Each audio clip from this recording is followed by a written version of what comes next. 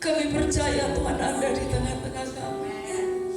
Kami percaya Roh Kudus, Engkau yang ada di dalam kehidupan kami. Saat ini kami terus membuka hati bagimu. Mari pimpin kami terus, Roh Kudus. Hati kami terus terbuka bagi Tuhan. Kami siapkan hati kami untuk merenungkan sebagian daripada firman-Mu. Kami rindu untuk mendapatkan pengajaran dari Engkau ya Tuhan. Kami minta pengurapan hikmat pewahyuan dari Tuhan turun atas hamba-Mu. Bahkan kuduskan setiap kami. Celah sekecil apapun minta ditutup dengan darah Yesus. Semua yang bukan dari Tuhan kami tolak dalam nama Yesus. Darah Yesus membatalkan semua bukan dari Tuhan. Malaikat-Mu memagari, membentengi tempat ini Tuhan. Dan kami bersyukur, kami siapkan hati kami buat belajar firman Tuhan. Mari bicaralah, pakai hamba-Mu, pakai bibir, mulut, lidah hamba-Mu untuk menyampaikan isi hati-Mu hari ini. Biar nama-Mu dipermuliakan. Kami semua yang menyampaikan maupun yang mendengar, kami sama-sama diberkati oleh Tuhan. Di dalam nama Tuhan Yesus kami sudah berdoa. Haleluya. Mari sama-sama katakan amin. Puji Tuhan. Silakan duduk Bapak Ibu. Shalom. Apa kabar? Ya, salam sejahtera bagi kita sekalian. Hari ini kita akan bersama-sama belajar firman Tuhan dengan tema mengenal Tuhan dan membuatnya dikenal. Mengenal Tuhan dan membuatnya dikenal. Kita akan buka di dalam Filipi pasal yang ketiga. Kita akan membaca ayat yang pertama sampai ayat yang ketujuh. Filipi pasal yang ketiga ayat pertama sampai ayat yang ketujuh. Kita akan membacanya. Mari kita baca Bapak Ibu bersama-sama. Filipi pasal yang ketiga ayat pertama sampai ayat yang ketujuh. Kita baca bersama-sama. 1, 2, 3. Akhirnya saudara-saudaraku, bersukacitalah dalam Tuhan. Menuliskan hal ini lagi kepadamu tidaklah berat bagiku dan memberi kepastian kepadamu. Hati-hatilah terhadap anjing-anjing, hati-hatilah terhadap pekerja-pekerja yang jahat, hati-hatilah penyunat-penyunat yang palsu. Karena orang-orang bersunat yang beribadah oleh Roh Allah dan bermegah dalam Kristus Yesus dan tidak menaruh percaya pada hal-hal lahiriah. Sekalipun aku juga ada alasan untuk menaruh percaya pada hal-hal lahiriah. Jika ada orang lain menyangka dapat menaruh percaya pada hal-hal lahiriah, aku lebih lagi. Disunat pada hari ke-8 dari bangsa Israel, dari suku Benyamin, orang Ibrani asli. Tentang pendirian terhadap hukum Taurat, aku orang Farisi. Tentang kegiatan, aku penganiaya jemaat. Tentang kebenaran dalam mentaati hukum Taurat, aku tidak bercacat. Tetapi apa yang dahulu merupakan keuntungan bagiku, sekarang kuanggap rugi karena Kristus. Tetapi apa yang dahulu merupakan keuntungan bagiku, sekarang kuanggap rugi karena Kristus. Bapak Ibu yang dikasihi Tuhan, ayat dalam bacaan kita hari ini diawali dari ayat yang pertama bagian 1a, dikatakan akhirnya saudara-saudaraku, bersukacitalah dalam Tuhan. Bersukacitalah dalam Tuhan. Ini adalah tulisan Rasul Paulus untuk jemaat di Filipi. Dia dengan mengawali di dalam ayat ini dikatakan dia menghimbau untuk bersukacita di dalam Tuhan. Dan dalam bacaan-bacaan yang kita baca bersama dikatakan bahwa bersukacita bukan karena hal-hal yang dunia ini atau hal-hal yang ada di sekitar kita, tapi bersukacita karena Rasul Paulus mengenal Tuhan dengan baik. Bersukacitalah senantiasa. Di ayat tadi, ayat yang ke-7, tetapi apa yang dahulu dikatakan merupakan keuntungan bagiku, sekarang kuanggap rugi karena Kristus. Kita akan pelajari hal ini, saudara. Kenapa Rasul Paulus bisa mengatakan bahwa dahulu yang dianggap sesuatu yang menguntungkan, tapi setelah dia mengenal Kristus dianggap itu sesuatu yang dikatakan sekarang gak ada artinya. Kalau dulu merupakan keuntungan, sekarang kok anggap rugi. Menyesal, dan menyesal selalu datangnya di belakang, ya. Menyesal itu selalu di belakang. Nah, kita akan lihat di sini siapa sih Rasul Paulus ini. Saudara, dari ayat-ayat yang kita baca bahwa Rasul Paulus adalah, dari kita ayat yang ketiga dikatakan bahwa karena kitalah orang-orang bersunat. Rasul Paulus secara daging dia disunat. Ya, dikatakan bahwa karena kitalah orang-orang bersunat yang beribadah oleh Roh Allah, bermegah dalam Kristus Yesus dan tidak menaruh percaya kepada hal-hal lahiriah. Tadinya Rasul Paulus adalah orang yang secara badani, secara tubuh dia disunat, saudara. Kita lihat di ayat-ayat berikut, sekalipun aku juga ada alasan untuk menaruh percaya pada hal-hal lahiriah. Jika ada orang lain menyangka dapat menaruh percaya pada hal-hal lahiriah, aku lebih lagi. Dikatakan aku bisa bermegah, aku bisa membanggakan apa saja yang ada di dalam kehidupan saya. Di ayat yang kelima dikatakan disunat pada hari ke-8, dia disunat secara daging. Dan dikatakan dari bangsa Israel, dia orang Israel, dari suku Benyamin. Dikatakan orang Ibrani asli. Kalau tentang pendirian, tentang hukum Taurat, dikatakan aku orang Farisi. Artinya kalau secara dunia dia bisa membanggakan diri, dia bisa bermegah, dia bisa berkata, ya kalau mau sombong, aku banyak yang bisa aku sombongkan. Nah, kita lihat di sini bahwa Rasul Paulus adalah ya orang yang dikatakan kalau mau bermegah, bermegah di dalam Kristus, bermegah dalam Kristus, yang dikatakan bahwa dia ini di ayat tadi dikatakan karena kitalah orang-orang yang bersunat, yang beribadah oleh Roh Allah. Jadi sunatnya bukan sunat secara badan lagi, secara tubuh lagi, tapi sunat di sini berbicara tentang pertobatan. Sunat di sini berbicara tentang sunat hati. Sunat di sini berbicara tentang bagaimana hidup kita ini yang tadinya berdosa, kita ditebus oleh Tuhan, kita dibersihkan oleh Tuhan. Akhirnya di situ kita menjadi orang-orang yang baru di hadapan Tuhan. Nah, Bapak Ibu yang dikasihi Tuhan, dan dikatakan bahwa orang-orang yang bersunat dan beribadah oleh Roh Allah. Sehingga kalau kita bermegah, harus bermegah di dalam Kristus Yesus. Apa yang kurang pada Rasul Paulus? Dia kalau mau sombong, dia punya alasan untuk dia sombong. Dia orang Yahudi. Dia adalah orang yang tahu, dan di dalam ayat-ayat berikut, kalau saudara dia tidak bercacat untuk melakukan hukum Taurat. Secara manusia dia bisa menyombongkan diri.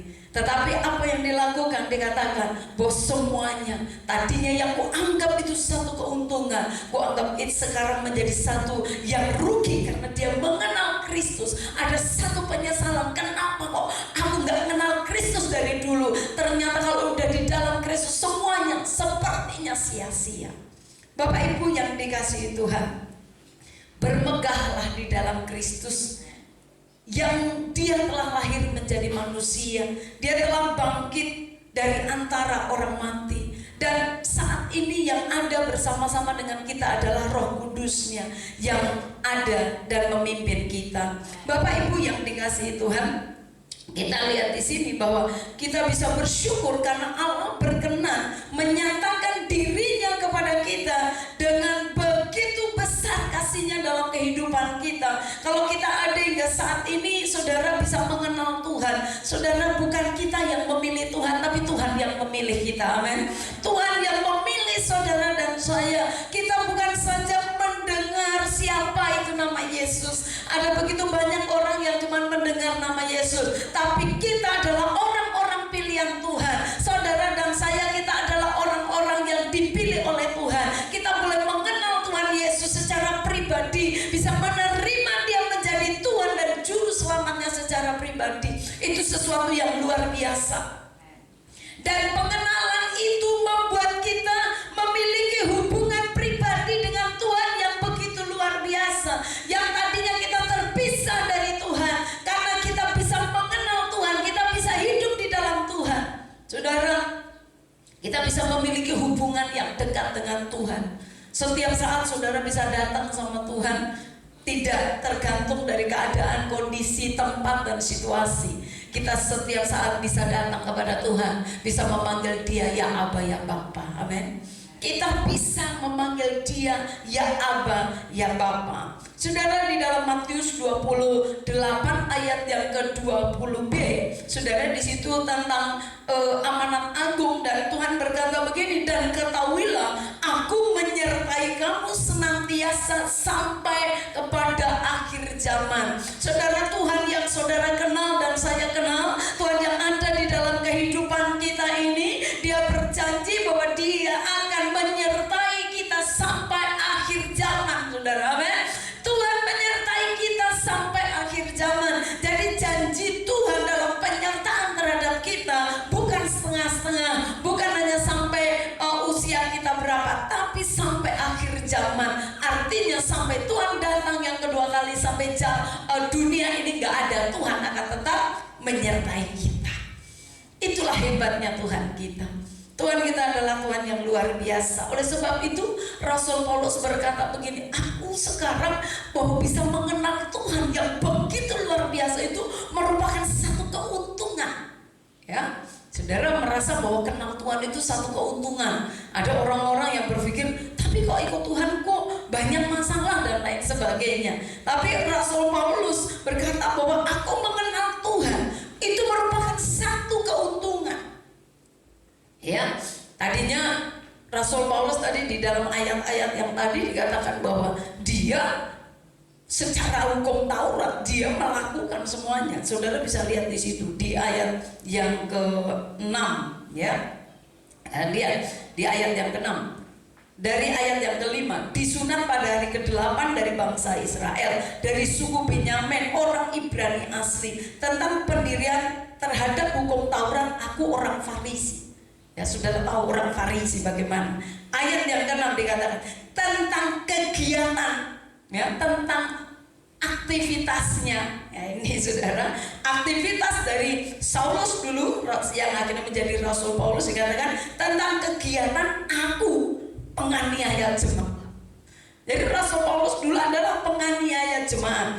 Tentang kebenaran dalam mentaati hukum Taurat, aku tidak percaya. Rasul Paulus bisa berkata, aku bisa melakukan hukum Taurat tanpa cacat. Artinya bahwa dia bisa melakukan hukum yang ada. Tapi dikatakan bahwa apa yang dilakukan selama ini, setelah dia mengenal Yesus Tuhan, setelah dia mengenal Kristus, mengenal Tuhan dengan secara pribadi, dia mengerti siapa Tuhan yang sebenarnya. Itu dikatakan semua tadi, pengetahuan tadi, kegiatannya tadi, pengalamannya tadi, apa yang dialami tadi, semuanya merupakan sesuatu yang sia-sia. Bapak Ibu yang dikasihi Tuhan, kita harus mengenal Tuhan kita. Saudara, dalam hidup kita harus setiap saat lebih lagi mengenal Tuhan kita. Saudara, Rasul Paulus yang taat dengan hukum Taurat, tapi setelah dia mengenal secara pribadi Tuhannya, dia katakan semuanya sia-sia. Dahulu keuntungan, tapi sekarang kau anggap rugi. Nah, ini kita akan pelajari. Mari, ada 3 hal di sini yang perlu kita pelajari bersama. Apa yang perlu kita pelajari? Yang pertama, Bapak Ibu, adalah pengenalan dan pengorbanan. Pengenalan dan pengorbanan. Jadi dalam mengenal Tuhan, ternyata perlu ada yang namanya pengorbanan. Kita akan lihat di dalam ayat 8 sampai ayat yang ke-10. Ayat 8 sampai ayat yang ke-10 dikatakan, malahan segala sesuatu kuanggap rugi karena pengenalan akan Kristus Yesus Tuhanku lebih mulia daripada semuanya. Oleh karena dialah aku telah melepaskan semuanya itu dan menganggapnya sampah supaya aku memperoleh Kristus. Semua dianggap sampah, sia-sia semuanya yang dilakukan aduh buang-buang waktu selama ini apa yang aku lakukan. Dianggap semuanya menjadi sesuatu yang sia-sia, menjadi sesuatu yang dikatakan seperti sampah. Dan di ayat yang ke-9, dan berada dalam Dia bukan dengan kebenaranku sendiri karena mentaati hukum Taurat, melainkan dengan kebenaran karena kepercayaan kepada Kristus, yaitu kebenaran yang Allah anugerahkan berdasarkan kepercayaan yang ku kehendaki. Ayat yang ke-10, mari baca bersama-sama, 2, 3. Yang ku kehendaki ialah mengenal Dia dan kuasa kebangkitannya dan persekutuan dalam penderitaannya, di mana aku menjadi serupa dengan Dia dalam kematiannya. Bapak Ibu yang dikasihi Tuhan, Rasul Paulus sadar di sini bahwa dia setelah dia mengenal Tuhan dengan sungguh-sungguh, dikatakan dia rindu atau dia bisa mengenal Tuhan secara keseluruhan. Dikatakan yang ku kehendaki ialah mengenal Dia. Dia rindu untuk bisa mengenal Tuhan. Siapa Tuhan yang sebenarnya? Seperti apa sih Tuhan itu? Nah saudara, dan dikatakan mengenal Tuhan, mengenal Dia dan kuasa kebangkitannya. Kuasa kebangkitannya. Bapak Ibu yang dikasihi Tuhan, kemenangan kita sebagai orang percaya adalah bahwa Yesus mati dan Dia bangkit dari kematian. Amin. Nabi-nabi tidak ada yang mati dan bangkit, tetapi Yesus Dia mati dan Dia bangkit dari kematian. Itulah kemenangan kita sebagai orang percaya. Dan Dia tahu, Dia mengenal hal itu, Dia bangga. Rasul Paulus berkata, aku ingin mengenal Dia di dalam kebangkitannya. Dan dikatakan bukan saja mengenal dalam kebangkitan, tapi persekutuan dalam penderitaannya. Dia merenungkan bahwa Tuhan sudah menderita untuk kehidupan saudara dan saya. Yesus sudah menderita. Bagaimana penderitaan Tuhan tadi? Rasul Paulus merenungkan. Yesus gak bikin dosa, tetapi Dia harus mengalami satu siksaan karena dosa. Dia merenungkan hal itu. Betapa luar biasa Yesus itu. Sehingga apa yang terjadi saudara, bahwa Rasul Paulus dikatakan dia harus bisa melepaskan semua yang menjadi kebanggaan di dalam dirinya, karena dia merasa bahwa mengenal Yesus itu sudah lebih dari segalanya. Mengenal Yesus itu lebih dari segalanya. Dia tinggalin semuanya.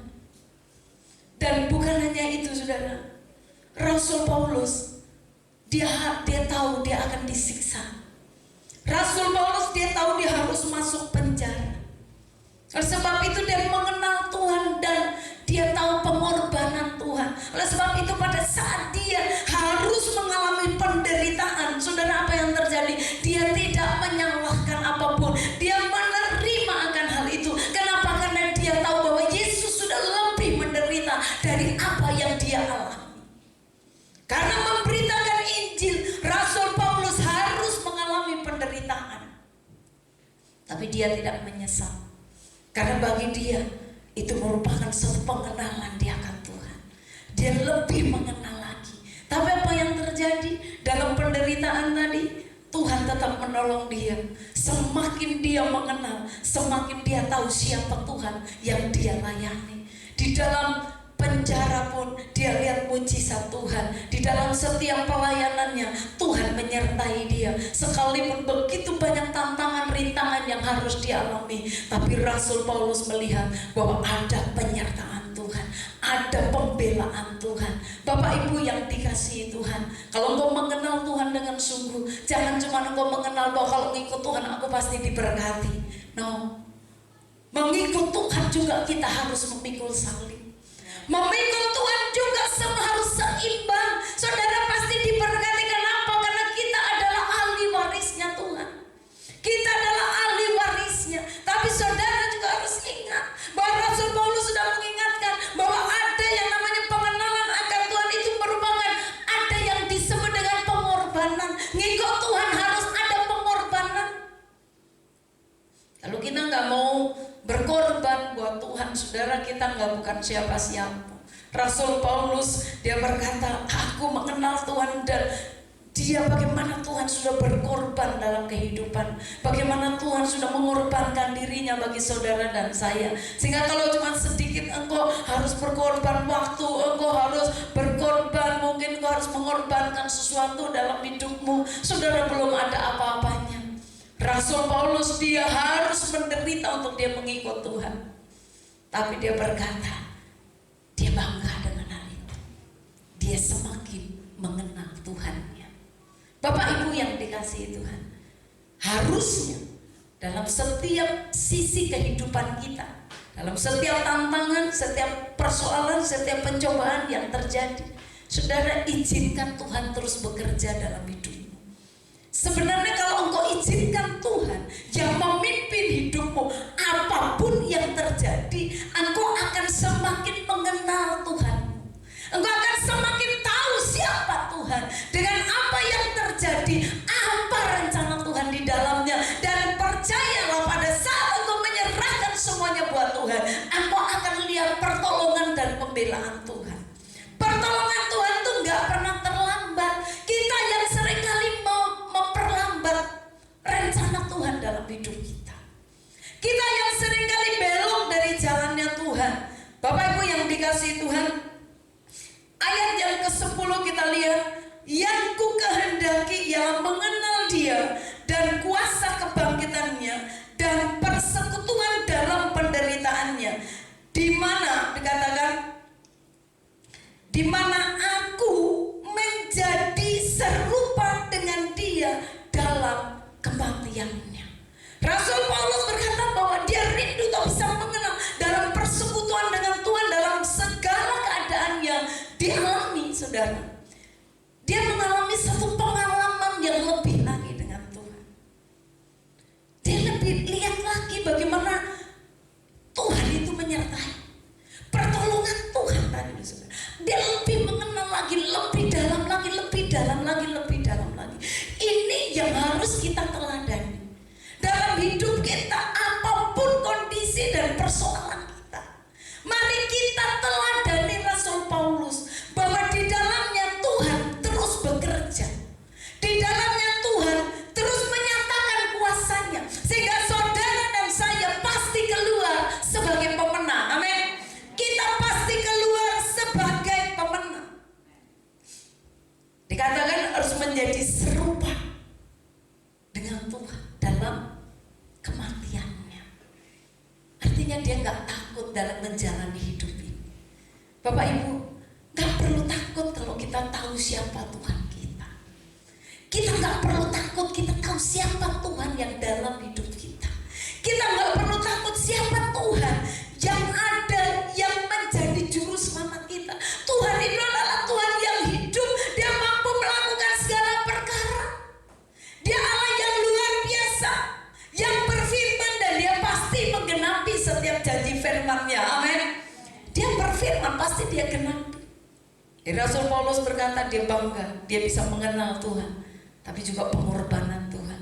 Dan dia rela untuk dalam dia mengiring Tuhan, dia pun harus menderita, harus mengorbankan hidupnya, harus ditinggalkan kesenangan dunia. Ya, tapi nanti kita berkata, tapi kita masih hidup di dunia, Bu. Iya. Tapi apa yang ada padamu itu cuma titipan Tuhan. Cuma titipan, yang namanya titipan, satu ketika Tuhan akan ambil. Bagaimana kita mempertanggungjawabkan setiap titipan Tuhan dalam hidup kita, itu yang terpenting. Jadi jangan orang berkata apa, rasa memiliki. Kita cuma dititipin sama Tuhan, yang harus kita pertanggungjawabkan di hadapan Tuhan. Bagian yang kedua adalah pengenalan dan keteladanan. Jadi dia mengenal Tuhan dan keteladanan dari Tuhan itu sendiri. Kita lihat di ayat yang ke-17. Ayat yang ke-17 dari Filipi pasal yang ketiga. Dikatakan begini, saudara-saudara, ikutilah teladanku dan perhatikanlah mereka yang hidup sama seperti kami yang menjadi teladanmu. Saudara, kita perlu meneladani hamba-hamba Tuhan atau tokoh-tokoh di dalam luar biasa. Saudara jangan pikir bahwa mereka hidupnya enak. Mereka mengalami setiap proses demi proses yang akhirnya bagaimana mereka bisa diangkat oleh Tuhan. Kita lihat satu contoh, Daud dari gembala yang digembalakan cuma 2-3 ekor, katanya bukan yang banyak saudara. Tapi pada saat dia diurapi menjadi raja, saudara masih sangat muda, masih sangat kemerah-merahan. Setelah dia diurapi menjadi raja, Tuhan proses dia sampai rencana Tuhan akhirnya jadi dalam kehidupannya. Bapak Ibu yang dikasihi Tuhan, kita bisa belajar di situ bahwa setiap rencana Tuhan pasti ada prosesnya. Kalau saudara terima visi Tuhan, ada rencana Tuhan, ada proses demi proses yang akan kita alami. Gak ada yang langsung bahasanya jalan tol, gak ada. Semakin engkau diangkat tinggi sama Tuhan, prosesnya juga semakin berat. Ya, prosesnya semakin berat. Nah, kita lihat di sini. Dan kita lihat dulu di ayat yang ke-12. Ayat yang ke-12 berkata begini, bukan seolah-olah aku telah memperoleh hal ini atau telah sempurna. Rasul Paulus berkata bahwa aku bukan berkata bahwa aku sudah sempurna atau sudah dapat apa yang kudapatkan. Tapi apa yang dikatakan di sini? Melainkan aku mengejarnya. Saudara tahu mengejar? Mengejar itu diam atau bergerak? Bergerak. Mengejar itu lari. Dikatakan bahwa melainkan aku mengejarnya, kalau aku dapat juga menangkapnya, karena aku pun telah ditangkap oleh Kristus. Dia tahu bahwa dia sudah ditangkap oleh Kristus. Dia gak bisa kemana-mana lagi. Dia gak bisa lari dari rencana Tuhan. Dia harus mengikuti rencana Tuhan. Dia harus berjalan dengan apa maunya Tuhan. Tapi untuk dia bisa berjalan dengan apa maunya Tuhan, dia berkata, aku gak bisa cuma diam. Aku belum sempurna. Apa yang dia lakukan? Dia katakan, aku harus mengejarnya. Dia harus mendapatkannya. Seperti dia mau menangkap. Tuhan sudah tangkap kita, saudara dan saya sudah ditangkap Tuhan. Tapi engkau gak bisa untuk masuk rencana Tuhan. Saudara cuma tinggal tunggu diam. Ya sudahlah, rencana Tuhan nanti jadi dalam hidupmu. Gak begitu. Tapi kita harus mengejarnya, kata Rasul Paulus. Dikejar sampai dapat. Bagaimana supaya kita bisa mengejar dan larinya kencang? Ya, ada orang yang harus kayak lari maraton, ngejar rencana Tuhan. Saudara nggak bisa cuma tinggal diam di rumah. Cuma nggak bisa, sudahlah, yang penting aku begini, yang penting aku, nggak bisa. Saudara harus mengejar. Harus dikejar itu rencana Tuhan dalam hidupmu. Kalau kau dapat visi dari Tuhan, kau gak bisa tinggal diam. Ayat yang ke-13, mari kita baca. 2, 3. Saudara-saudara, aku sendiri tidak menganggap bahwa aku telah menangkapnya, tetapi ini yang kulakukan. Apa? Aku melupakan apa yang telah di belakangku dan mengarahkan diri kepada apa yang di hadapanku. Dikatakan lupakan yang belakang-belakang, dah lupakan. Yang menghalangi untuk kau maju di dalam Tuhan, lupain. Seringkali kita terus ingat masa lalu, udah mau maju noleh lagi ke belakang, mau maju noleh lagi ke belakang. Akhirnya kita nggak maju-maju, saudara. Tapi Rasul Paulus berkata, arahkan pandanganmu ke depan, lari dengan kencang, kejar rencana Tuhan. Amin. Kejar rencana Tuhan. Apa yang Tuhan mau dalam hidup saudara dan saya, kita harus mengejarnya. Terus pandangan ke depan. Kalau ada sesuatu yang menghalangi untuk kita maju di dalam Tuhan, tinggalin. Dikatakan, aku melupakan apa yang di belakangku dan mengarahkan diri kepada apa yang di hadapanku. Saudara bisa membayangkan kalau Rasul Paulus terus lihat ke belakang, sementara dia di belakang, dia penganiaya gereja. Kalau dia terus ingat apa yang dia lakukan, layakkah aku untuk melayani Tuhan? Ya, seringkali kita pikir, kayaknya aku nggak layak. Masa dulu hidupku seperti ini, kayaknya aku nggak layak. Saudara bisa membayangkan Rasul Paulus, kalau secara manusia mungkin dia akan berkata, layakkah aku? Tapi ternyata karena Rasul Paulus sudah ditangkap oleh Kristus. Dia bilang, aku melupakan yang di belakang dan aku mengejar apa yang di depan dan mengarahkan pandangan. Lihat terus ke depan, terus lihat apa yang Tuhan mau dalam kehidupannya. Bapak Ibu yang dikasihi Tuhan, mengarah ke depan, berlari ke depan untuk mendapatkan hadiah. Lihat ayat yang ke-14. Dan berlari-lari kepada tujuan untuk memperoleh hadiah, yaitu panggilan surgawi dari Allah dalam Kristus Yesus. Apa yang saudara kejar saat ini dalam hidup? Rasul Paulus berkata, dan aku berlari-lari untuk satu tujuan, memperoleh hadiah. Apa hadiahnya? Apa saudara minta hadiahnya rumah, hadiahnya mobil, hadiahnya motor, atau hadiahnya baju baru? Apa yang saudara harapkan hadiah? Tapi Rasul Paulus berkata, untuk memperoleh hadiah, yaitu panggilan surgawi. Panggilan surgawi. Bapak Ibu yang dikasihi Tuhan, panggilan surgawi untuk setiap orang percaya. Saudara dan saya, kita adalah pilihan Tuhan. Saudara dan saya, kita adalah pilihan Tuhan. Dan apa panggilan surgawi bagi saudara dan saya? Adalah kita harus melakukan kehendak Bapa, melakukan kehendak Tuhan. Coba buka dalam Ibrani 3 ayat yang pertama. Ibrani 3 ayat yang pertama. Saudara, disitulah kita ini ada di dalam panggilan surgawinya Tuhan. Ibrani 3 ayat yang pertama. Mari kita baca 2, 3. Sebab itu, hai saudara-saudara yang kudus, yang mendapat bagian dalam panggilan surgawi, pandanglah kepada rasul dan imam besar yang kita akui, yaitu engkau yang mendapat panggilan surgawi. Dikatakan, coba renungkan begini. Sebab itu, hai saudara-saudara yang kudus, yang mendapat bagian, saudara dan saya ini mendapat bagian dalam panggilan surgawi.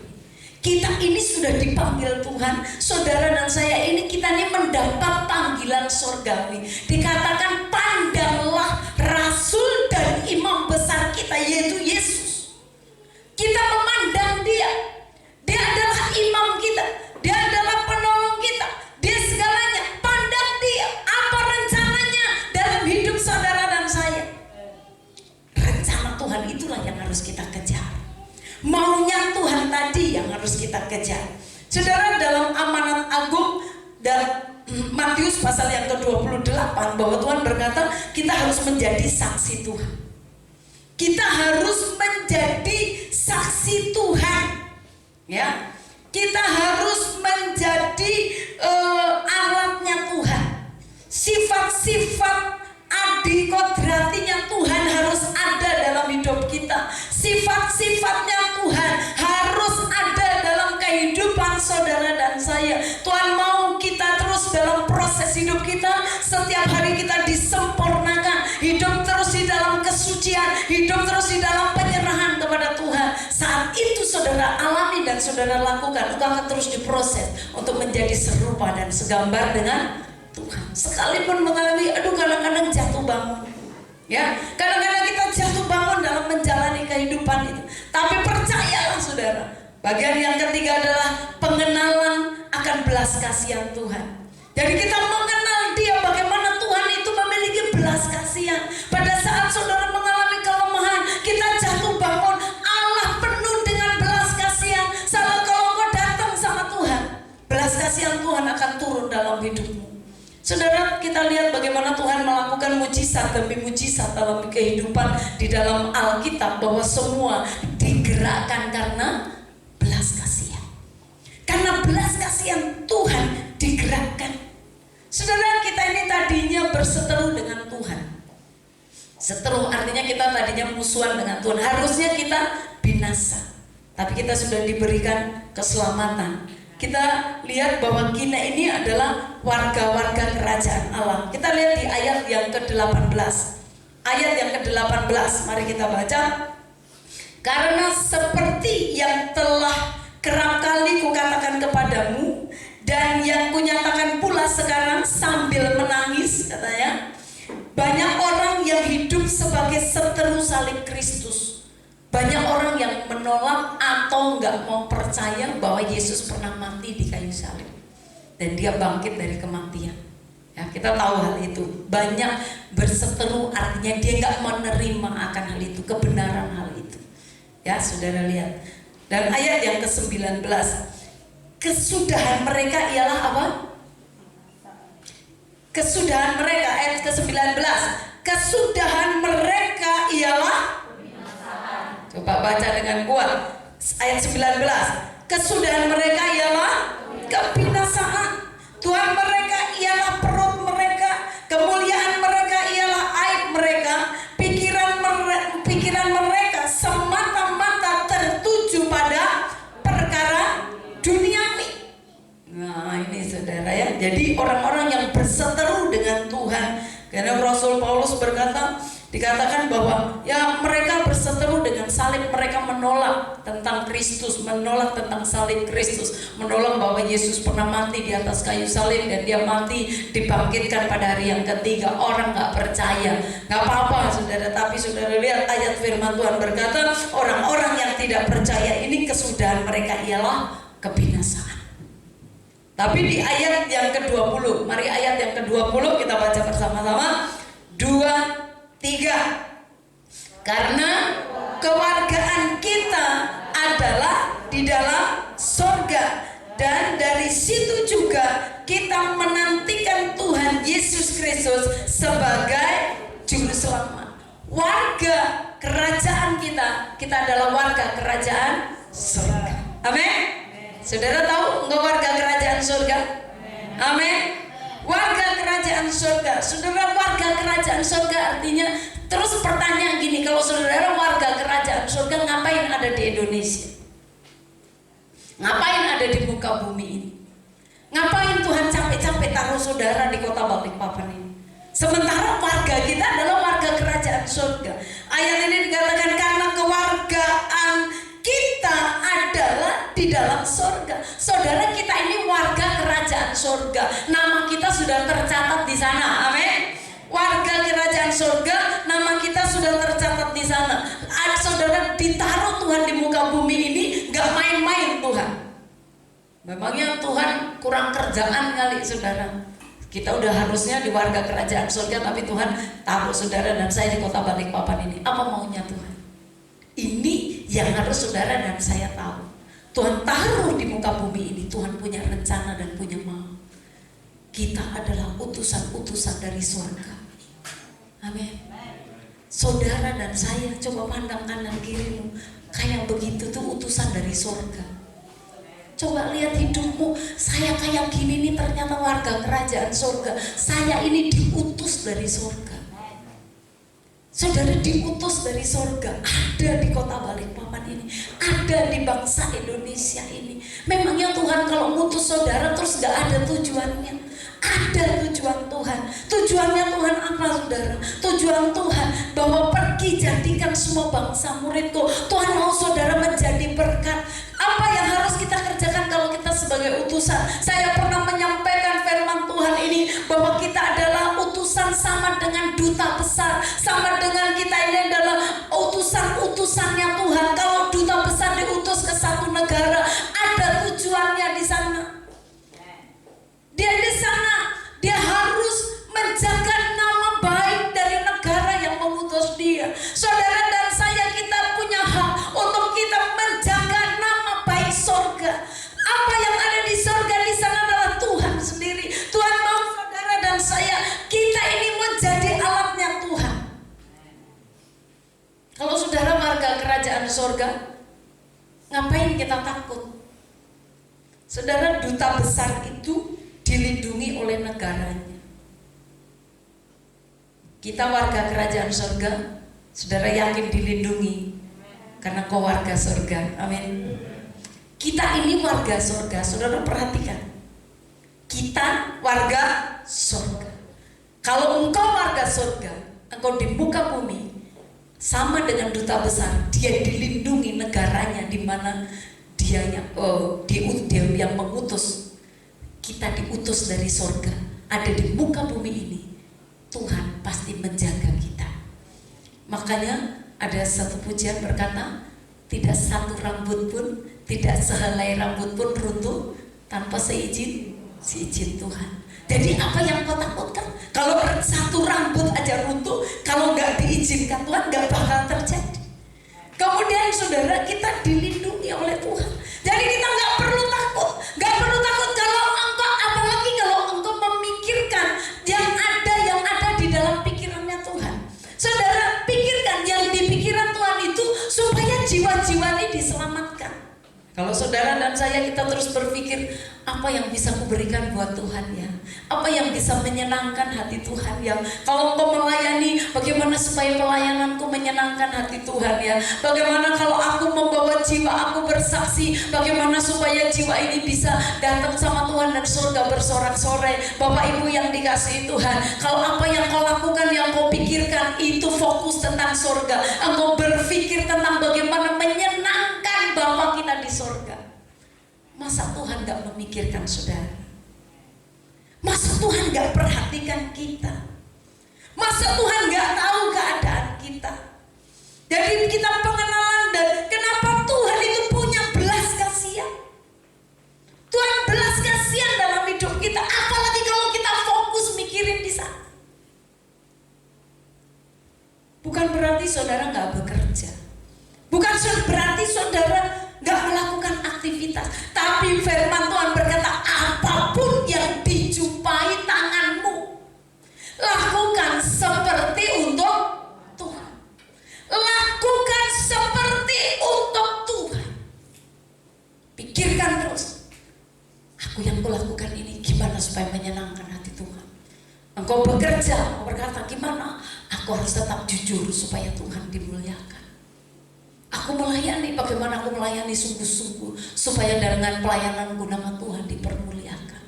Engkau menabur dengan sukacita supaya taburanmu menyenangkan hati Tuhan. Kita akan tutup renungan kita buka dalam Mazmur 126 ayat yang kelima. Mazmur 126 ayat yang kelima dan ayat yang keenam.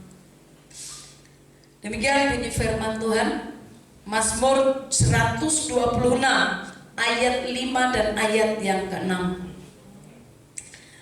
Orang-orang yang menabur dengan mencucurkan air mata akan menuai dengan sorak-sorai. Ayat 6, orang yang berjalan maju dengan menangis sambil menabur benih pasti pulang dengan sorak-sorai sambil membawa berkas-berkasnya.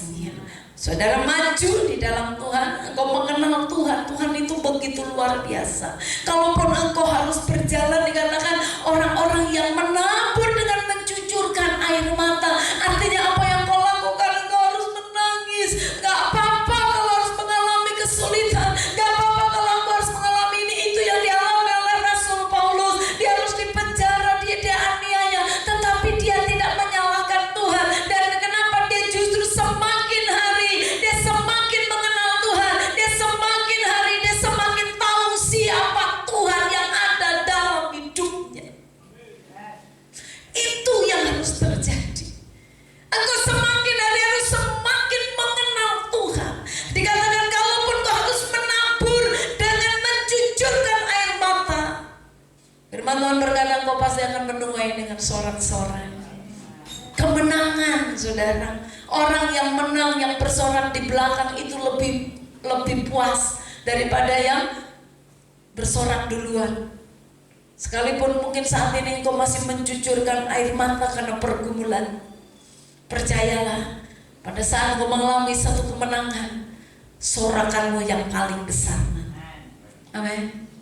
Sorakanmu yang paling besar. Haleluya. Kenapa, saudara? Engkau lihat pertolongan Tuhan.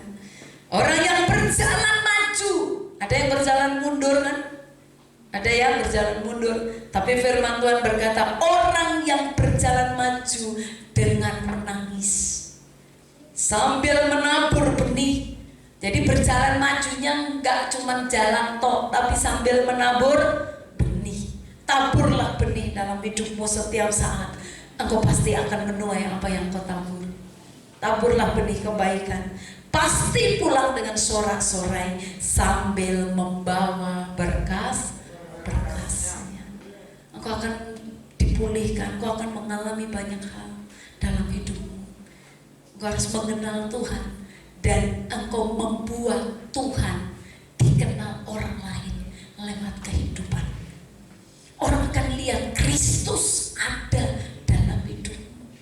Orang akan melihat bahwa Yesus benar-benar hidup di dalam hidupmu. Jangan engkau sama dengan orang dunia ini. Amin. Mengenal Tuhan dan membuat Tuhan terkenal lewat cara hidupmu, lewat perkataanmu, lewat kehidupanmu, lewat cara engkau berbicara, lewat cara engkau melakukan sesuatu. Engkau harus berbeda dengan orang lain supaya engkau mengenal Tuhan yang hidup, dan Tuhan yang ada dalam hidupmu akan dikenal oleh orang yang ada di sekitarmu. Tuhan Yesus memberkati kita. Saya undang kita semua bangkit berdiri.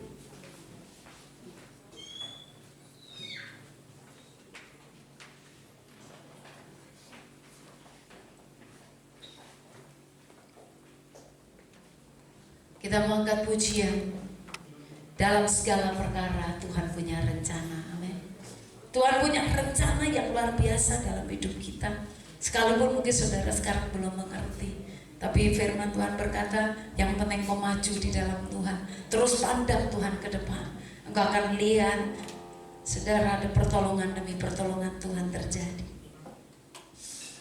Haleluya. Glory bagimu, mari renungkan firman Tuhan. Biar apapun yang terjadi, kau semakin mengenal siapa Tuhan dalam hidupmu. Dan orang bisa melihat Tuhan dalam hidup kita. Glory bagimu. Dalam segala perkara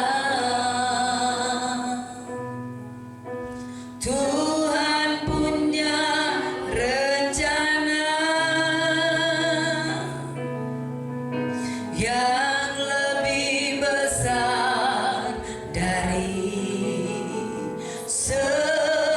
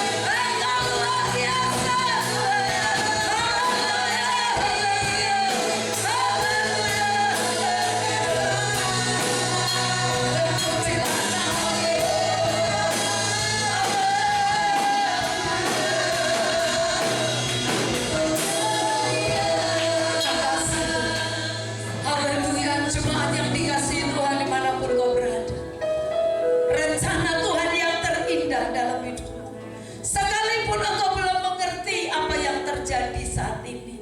Tapi mari akan terus melihat, pandang Tuhan ke depan. Mungkin ada tantangan, ada pergumulan, ada masalah, mungkin diizinkan engkau menderita sakit penyakit. Tapi percaya, saat engkau terus memandang Tuhan ke depan, engkau akan mengenal Dia lebih lagi. Engkau akan tahu apa yang Tuhan mau dalam hidupmu. Dimanapun saat ini Tuhan tempatkan engkau, Tuhan punya rencana yang luar biasa. Kejar rencana Tuhan itu. Kejar dan kejar. Tinggalkan masa lalumu yang menghalangi untuk engkau maju di dalam Tuhan. Lepaskan bahkan kebanggaan dunia ini. Kita perlu bangga karena kita punya Kristus dalam hidup kita. Biar Kristus bisa dilihat oleh orang lain. Saudara harus lebih lagi berpengalaman dengan Tuhan. Saat segala sesuatu terjadi mungkin tidak seperti yang kau inginkan, percaya Allah punya rencana. Allah punya rencana dan rencananya selalu yang terbaik dalam hidup kita. Mari angkat hatimu buat Tuhan. Angkat tanganmu. Engkau yang punya pergumulan apapun, angkat tangan, percaya bahwa pertolongan Tuhan tidak pernah terlambat. Engkau terus pandang Tuhan ke depan, lihat Tuhan, kejar Tuhan. Biar Tuhan sendiri yang turun tangan menolong. Kalau nggak ada yang sakit, engkau bisa menaruh tangan kananmu di tempat yang sama. Percaya bahwa mujizat itu masih ada. Mujizat itu masih ada. Bapak berdoa buat umatmu hari ini Tuhan. Saat ini mereka mengangkat tangan di hadirat Tuhan. Mereka berkata, Tuhan, aku berserah kepadamu. Apapun masalah pergumulannya, kami serahkan ke dalam tangan Tuhan. Minta Tuhan campur tangan. Mari Tuhan berkarya, jamah umatmu dalam nama Yesus. Bahkan yang sakit Tuhan sembuhkan. Semua yang tidak Bapakku tanam, cabut sampai ke akarnya dalam nama Yesus. Dalam nama Yesus, engkau sembuh. Sembuh kau dalam nama Yesus. Engkau adalah warga kerajaan surga. Terus pandang Tuhan yang ada di surga. Pikirkan Tuhan, maka Tuhan sendiri yang akan menolongmu. Mujizat itu masih terjadi. Dan hari ini kuasa Tuhan dicurahkan dalam hidupmu. Dalam nama Yesus. Dalam nama Yesus. Kuasa Tuhan mengalir dalam hidupmu. Rencana Tuhan yang jadi. Terima kasih Tuhan. Jalan-jalan terbuka yang sedang bergumul untuk pekerjaan, Tuhan pulihkan dalam nama Yesus. Pulihkan, terus buka jalan, campur tangan. Yang bergumul untuk ekonomi, keuangan, semua dipulihkan, dipulihkan, dipulihkan. Yang terikat kuasa kegelapan dibebaskan oleh kuasa Tuhan. Bahkan yang sedang jauh dengan Tuhan, yang selama ini jauh dengan Tuhan, hari ini kasih Tuhan menarikmu kembali. Kembali pada cinta mula-mulamu kepada Tuhan. Engkau akan lebih lagi mengenal siapa Tuhan dalam hidupmu. Terima kasih Bapa. Terpujilah namamu Tuhan. Materaikan firman-Mu dalam kehidupan kami Tuhan. Supaya kami tahu kebaikan Tuhan. Kami boleh mengenal Tuhan dalam hidup kami. Dan orang lain bisa melihat Kristus dalam kehidupan kami Tuhan. Bahwa Kristus benar-benar hidup. Dan kami percaya kami terus akan menjadi saksi-Mu. Karena kami percaya saat kami menjadi saksi Tuhan, Tuhan akan menyertai kami seumur hidup kami sampai akhir zaman. Itulah janji-Mu Bapa. Terpujilah namamu, kami bersyukur buat kebaikan-Mu hari ini. Kami sudah berdoa di dalam nama Tuhan Yesus Kristus. Haleluya. Mari sama-sama katakan.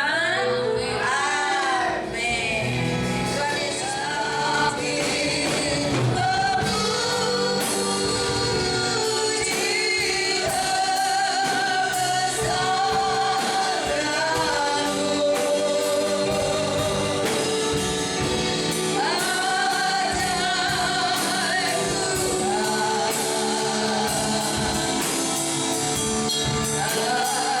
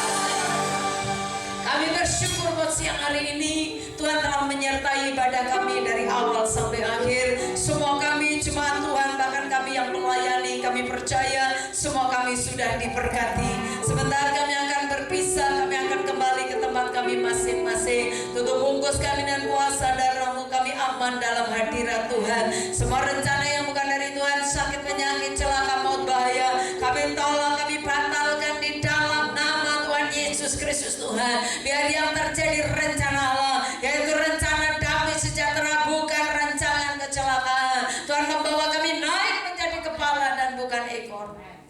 Terima kasih Bapa, terpujilah nama-Mu. Kami bersyukur buat siang hari ini Engkau telah memberkati dan memulihkan kami. Dan kami akan tutup ibadah kami hari ini dengan ucapan syukur. Haleluya.